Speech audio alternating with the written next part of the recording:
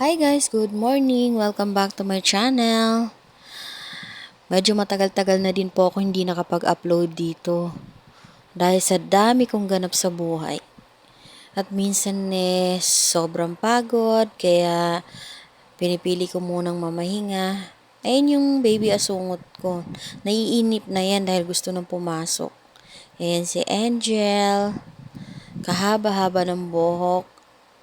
Akala mo naman ermitanyo. Medyo wala pa po kaming customer niyan kaya nagkakaroon ako ng time para makapag-video. Yung boss namin umuwi na dahil maglalaba pa po daw siya.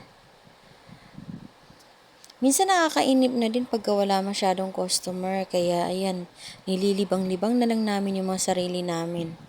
Dahil mamaya biglang babagsak na naman ng sobrang daming customer. Hanggang dito na lang guys. Bye-bye.